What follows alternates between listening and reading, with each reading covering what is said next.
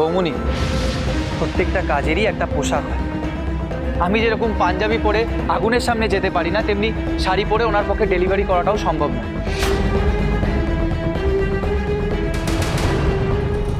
কারণ শাড়ি পরে সাইকেল চালাতে খুব অসুবিধা হয়। মা মা তোমরা হয়তো কেউ জানো না যে কালকে শাড়ি পরে ডেলিভারি করতে গিয়ে ওনার কত বড় বিপদ হতে যাচ্ছিল।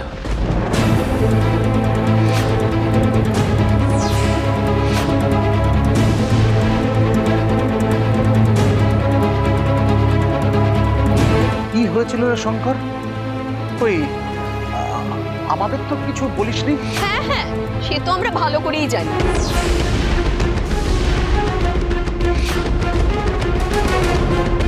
আপনারা জানেন মানে? ওমা, আমরা তো দেখলাম গুন্ডাগুলো তোর বউয়ের সাথে অসভ্যতম করছিল, ওর হাত ধরে টানাটানি করছিল। আরো কত কিছু হতে পারতো তুই না পৌঁছালে।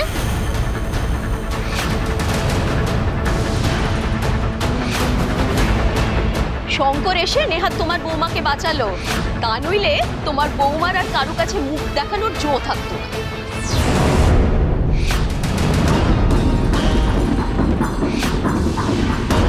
শোন শঙ্কর, তোর বউকে না একটু লাইটগিরি করতে বারণ কর।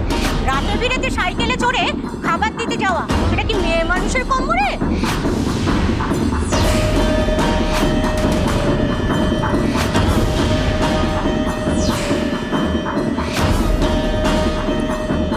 সব দোষ তোর বউয়ের। কোনোদিন যদি একটা অঘটন ঘটে যায় তাহলে কপাল চাপড়ে কুল কিনারা করতে পারবি না, বুঝলি? এই শঙ্কর, আমাকে বলবি কি হয়েছে? মেজ বৌমাকে কে কি করেছে?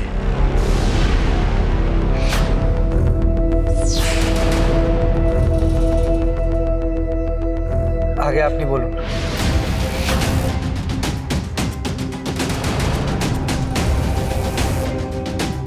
সেদিন আমি বেরোনোর পরেই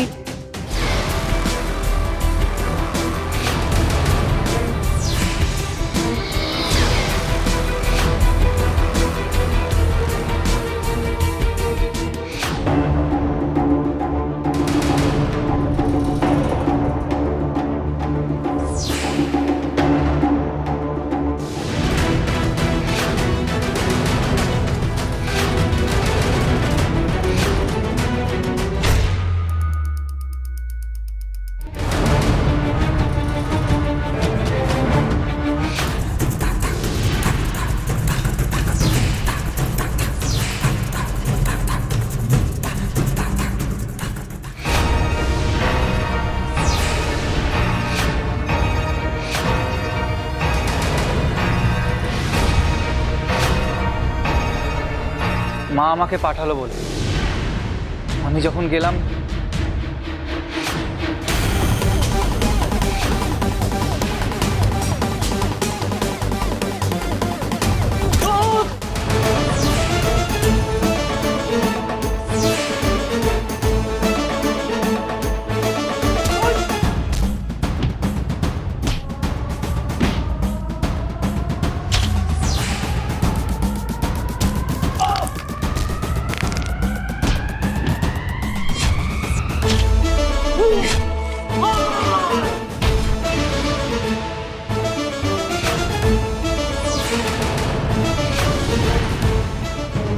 আর আপনারা ওখানে দাঁড়িয়ে সবটা দেখলেন। কি করবেন মানে?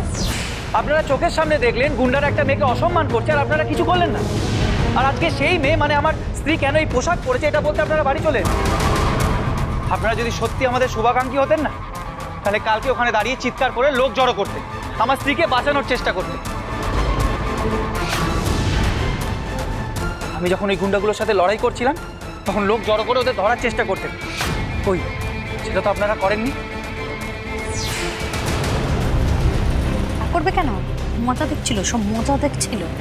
লোকের বাড়ির কেচ্ছা দেখতে ভালো লাগে না? শোন, তুই তোর বউয়ের হয়ে সাফাই গাইতে আসিস না।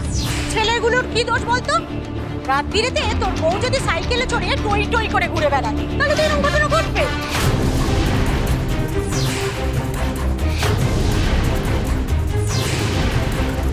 ঠিক কথা, ছেলেপুলেদের নজর পড়বেই তো তোর বইয়ের দিকে। তোর বইয়ের চাল চলনের তো ঠিক নেই, আসল দোষটা তোর বউয়েরই। ব্যাস কাকিমা,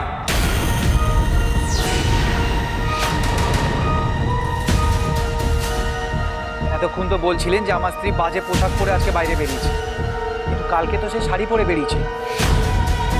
তাও তার সম্মানহানি করার চেষ্টা করলো যে অপরাধীরা, আপনারা তাদের দোষ দিচ্ছেন না, উল্টে আমার স্ত্রীকে দায়ী করছেন, ওনাকেই দোষ দিচ্ছে। কখনো ওনার পোশাকের দোহাই দিচ্ছেন, আবার কখনো ওনার চালচলনের খুঁত ধরছেন। আসলে কি জানেন, দোষটা কোনো মেয়ের পোশাক বা তার চালচলনের নয়। এই ধরনের অপরাধীরা যারা মেয়েদেরকে সম্মান করতে জানে না, তারা আমার আপনার বাড়িতেই জন্ম। আসল দোষটা তাদের মানসিকতার। তারা আসলে কোনোদিন মেয়েদেরকে সম্মান দেওয়াই শেখেনি। তাদের পরিবারেও হয়তো মেয়েদেরকে এইভাবেই অসম্মান করা হয়। আর কেন আমি আমার স্ত্রীকে চুড়িদার কিনে দিয়েছি তার কৈফিয়ত আমার কাউকে দেওয়া নেই। তবুও আপনারা যখন প্রশ্ন করলেন তখন আমি আপনাদের বলি, ভবিষ্যতে যাতে উনি আর সাইকেল চালাতে গিয়ে আঁচল জড়িয়ে পড়ে না যান, তাই আমি ওনাকে এই চুড়িদারটা কিনে দিয়েছি। আর এই ব্যাপারে আমি বাইরের কারোর কোনো কথা শুনতে চাই না। বাবা বনেশ্বরী, তোমার শঙ্কর যে কিনা সাত ছড়ে রাগ কাটতো না, তাকে তো দেখছি তোমার নতুন বৌমা একেবারে বশ করে নিয়েছে। ও তো বউয়ের আঁচল লড়া হয়ে গেছে গো। এর এদের হচ্ছে বলতে হবে।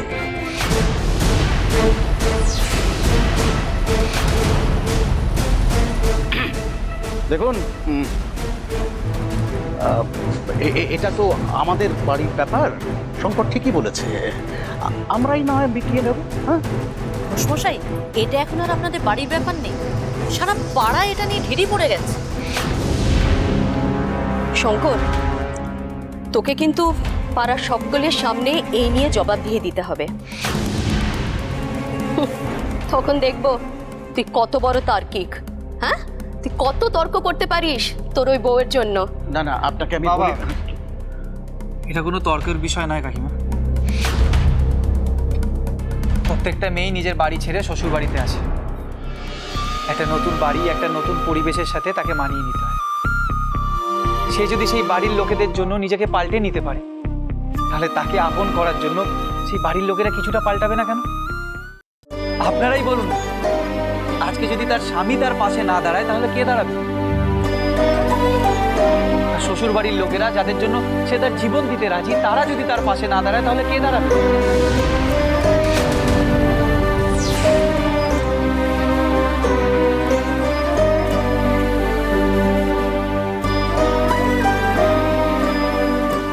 পাড়ার লোকেরা যদি আমাদের কাছে জবাবদিহি চাইতে আসে, তাহলে তাদের কাছে আপনাদেরকেও জবাবদিহি করতে হবে কাকিমা।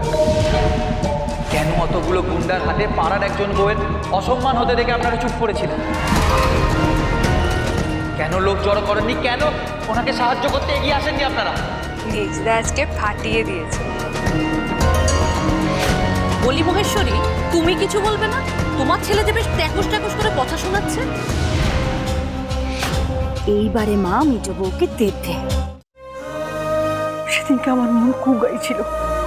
ওই বড় বৌমা তোমাকে পিছু ডাকলো, আর তারপর তোমার হাত থেকে লাল কার্ডটা খুলে পড়ে গেল। আমি সঙ্গে সঙ্গে শঙ্করকে পাঠালাম। আমি জানতাম কিছু না কিছু বিপদ ঘটবেই। তোমরা দুজনের মধ্যে কেউ আমাকে কিচ্ছু জানালে না। তোমার মাথার উপর দিয়ে এত বড় একটা ঝড় বয়ে গেল।